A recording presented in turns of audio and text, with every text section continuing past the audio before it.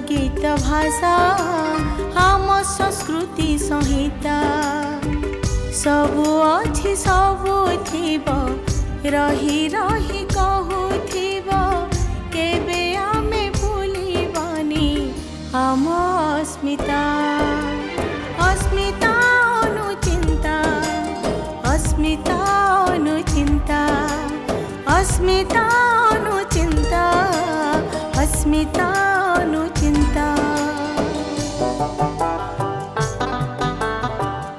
अस्मिता अनुचिंतारे आज चर्चा करिबा ओडिया अस्मितार मूल मंत्र ओडिया भाषा और भूगोल संपर्क रे। ओडिया अस्मिता को नहीं एबे अनेक कौतूहल अनेक कोलाहल से कोलाहल भितरु आमे टिके फेरी आसीबा नीरवता आड़कू। से नीरवता अतीतर नीरवता एवं अतीतर सही नीरवता सहित कथा हेबा अस्मिता को भित्ति करी। कौन है अस्मिता? प्रथमे भाषा पाखक आसीबा। भाषा हेउची एक जातिर प्राण आ अस्मिता अस्तित्व भी कहा जाई पारे। ओडिया जातिर अस्तित्व।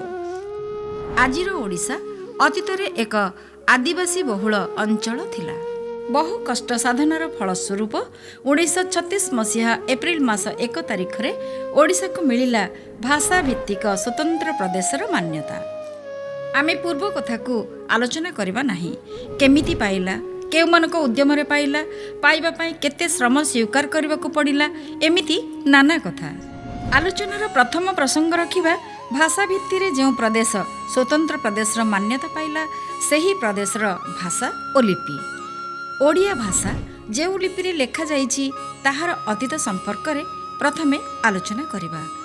प्रथमे ओडिया भाषा को आमे देखिले ना ओडिया लिपि को देखिले ताहा ही गुरुत्वपूर्ण। इतिहासर पृष्ठरू जना जाए आमे ओडिया लिपि को नुहे ओडिया भाषा को ही प्रथमे भेटिछे। ताहा हेउची एकादश शताब्दीर उर्जाम शिलालेखरे लिखित ओडिया भाषा। मात्र यह किपरि थिला? एहार लिपि कण ओडिया थिला? ना, एहार लिपि थिला नागरी।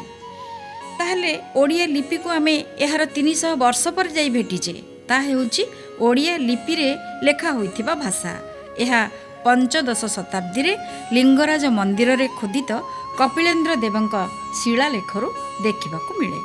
गुरुत्वपूर्ण कथा ओडिया लिपिर क्रम विकसित रूप तृतीय शताब्दी रु पंचदश शताब्दी पर्यंत एक चार्ट राज्य संग्रहालयर लिपितत्व विभाग रे प्रदर्शित होई रहिछि। जदि तृतीय शताब्दी रु ओडिया लिपिर क्रम विकास आरंभ हेई जाइछि तेबे पंचदश शताब्दी पर्यंत काहेकि ओडिया लिपि अंधार रे थिला एहाकू विचार करिवार आवश्यकता रहिछि। पंचदश शताब्दीर लिपि एठारे पूर्णांग ओडिया लिपि नुहे बरं एहाकू कहि परिबा प्रोटो ओडिया लिपि। आश्चर्यर कथा एही चार्ट रे पंचदश शताब्दी रे लेखा जाइथिबा लिपिर आकार तालपत्र पोथी रे लेखा जाइथिबा काव्य कविता बा साहित्य रे देखा जाए नाही काहेकि? एहा मध्य एक प्रश्नवाची बा गवेषणा सापेक्ष। पोथी रे आमे जेउ लिपि गुडी को देखुछु ताहा भिन्न एक ओडिया लिपि जाहाकू कुहा जाउछि करणी लिपि। सत्यनारायण राजगुरु बा अन्यान्य गवेषक माने जेउ लिपि को तृतीय शताब्दी रु पंचदश शताब्दी मध्य आविष्कार करिसंती सेगुड़िक सबु शिलालिपि मानकरे देखिबाकू मिले। ताहले तालपत्र पोथी रे लेखा जाइथिबा करणी लिपि गुड़िक आसिला केउठु ताहा मध्य आलोचना सापेक्ष।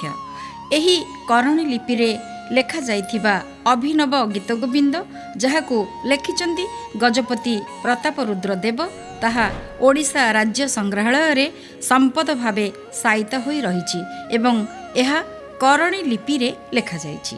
तेबे एही भली उत्थान पतन देई गति करिथिबा ओडिया लिपि रे लेखा जाइथिबा ओडिया भाषा को शास्त्रीय भाषार मान्यता मिलिछि 2014 मसीहा मार्च मास 11 तारिख रे। शास्त्रीय भाषार मान्यता रे आम ओडिया जाति एबे गर्वित। एबे फेरिबा भूगोल पाखकू। ओडिशार भूगोल पूर्णांग भूगोल। एही भाषा भित्तिक स्वतंत्र प्रदेश को आमे पालन करुछु एप्रिल मास 1 तारिख रे। कारण 1936 मसीहा एप्रिल मास 1 तारिख रे ही एही मान्यता ओडिशा को प्राप्त होइथिला। एइठी भाषा को बाद दे अन्य एक आलोचना प्रासंगिक मन हुए ता हेउछि ओडिशार भूगोल। 1936 ଓଡ଼ିଶା ସ୍ୱତନ୍ତ୍ରତା ଲାଭ କରିବା ପରେ ଓଡ଼ିଶାର ଯେଉଁ ମାନଚିତ୍ର ଏବେ ଆମେ ଦେଖୁଛେ ତାହା କ'ଣ ଏହିପରି ଥିଲା? ନା, ଏପରି ନଥିଲା। ତାହା କେବଳ ସମ୍ବଲପୁର, ବାଲେଶ୍ୱର, କଟକ, ପୁରୀ, ଗଞ୍ଜାମ ଓ କୋରାପୁଟ ମାତ୍ର ଏହି 6ଟି ଖଣ୍ଡକୁ ନେଇ ଓଡ଼ିଶା ସ୍ୱତନ୍ତ୍ରତାର ମାନ୍ୟତା ହାସଲ କରିଥିଲା।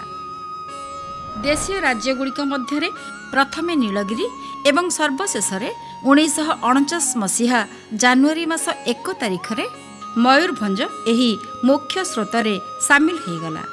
ତେବେ ଯାଇ ଆମେ ଏବେ ଦେଖୁଥିବା ପୂର୍ଣ୍ଣାଙ୍ଗ ଓଡ଼ିଶାର ମାନଚିତ୍ରକୁ ଦେଖିପାରୁଛେ, ଯାହାକୁ ଏହିଭଳି ଭାବରେ ହାସଲ କରାଯାଇଥିଲା।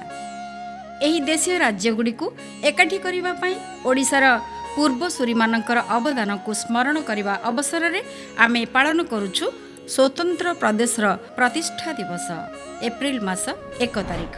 ଏହା ଇତିହାସର ପୃଷ୍ଠାରେ ସ୍ୱର୍ଣ୍ଣାକ୍ଷରରେ ଲିପିବଦ୍ଧ ହୋଇ ରହିଥିବ ଯାବତ୍ ଚନ୍ଦ୍ରାର୍କ। ଅସ୍ମିତା ଅନୁଚିନ୍ତାକୁ ମୂଳରୁ ଶେଷ ଯାଏ ଦେଖିବାକୁ ବିନୀତ ଅନୁରୋଧ। ଆପଣଙ୍କ ଶୁଭେଚ୍ଛା, ଭଲ ପାଇବା ଓ ମତାମତ ଆମକୁ ପ୍ରୋତ୍ସାହିତ କରିବ।